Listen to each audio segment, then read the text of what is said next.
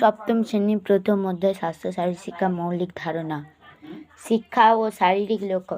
স্বামী বিবেকানন্দ শিক্ষার আদর্শ ও উদ্দেশ্য সম্বন্ধে বলেছেন, education is the manifestation of perfection already in man. মানুষের অন্তর্নিহিত পরিপূর্ণতা সম্পূর্ণ বিকাশ সাধনায় হলো শিক্ষা। শ্রদ্ধা ও আত্মবিশ্বাস মানুষকে শক্তিশালী করে তোলে। একে স্বামীজি বলেছেন ম্যান মেকিং এডুকেশন। বিশ্বকবি রবীন্দ্রনাথ ঠাকুর শিক্ষা দর্শন তার জীবন দর্শন দ্বারাই প্রভাবিত। তিনি শিক্ষা সম্পর্কে বলেছেন, তাকেই বলি শ্রেষ্ঠ শিক্ষা, যা কেবল তথ্য পরিবেশন করে না, যা বিশ্বাসতার সঙ্গে সামঞ্জস্য রেখে আমাদের জীবনকে গড়ে তোলে। জাতির পিতা মহাত্মা গান্ধী বলেন, শিশু ও মানুষের অন্তর্নিহিত শারীরিক, মানসিক ও আত্মিক সর্বোৎকৃষ্ট গুণগুলির প্রকাশই শিক্ষা।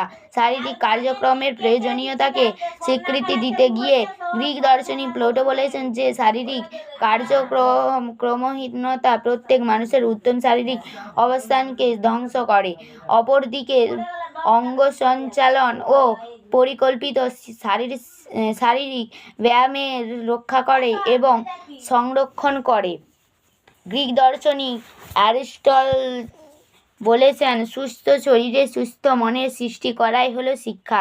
গ্রিক দার্শনিক রুশো বলেছেন, শিশু একটি স্বাধীন সত্তা, যাকে শিক্ষা সাহায্য করবে পরিপূর্ণতা লাভ করতে। শিক্ষার জন্য শিশু নয়, শিশুর জন্য শিক্ষা। মুক্ত প্রকৃতির মধ্যে শিশুর খেলাধুলার সুযোগ সৃষ্টি করে হালকা পোশাক এবং সাধারণ খাদ্য সরবরাহ করে তার শারীরিক শিক্ষার ব্যবস্থা করতে হবে। শিক্ষা আমাদের অতীত সংস্কৃতির বাহক, বর্তমান সভ্যতার পোষক ও ভবিষ্যৎ প্রগতির জনক। এই দিক থেকে শিক্ষা হলো নিয়ন্ত্রিত উপায়ের সুসংবদ্ধভাবে জ্ঞানের সঞ্চালন। শিক্ষা হলো একটি অবিচ্ছিন্ন প্রক্রিয়া।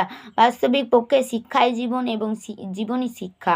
শিক্ষা হলো একটি প্রক্রিয়া যেখানে এবং যার দ্বারা যুবক যুবতীদের জ্ঞান, চরিত্র ও আচরণ পরিপূর্ণতা লাভ করে।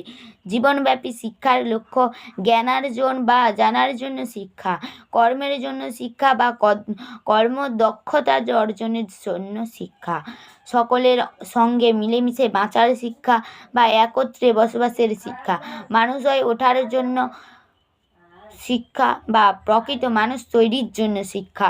শারীরিক শিক্ষার লক্ষ্য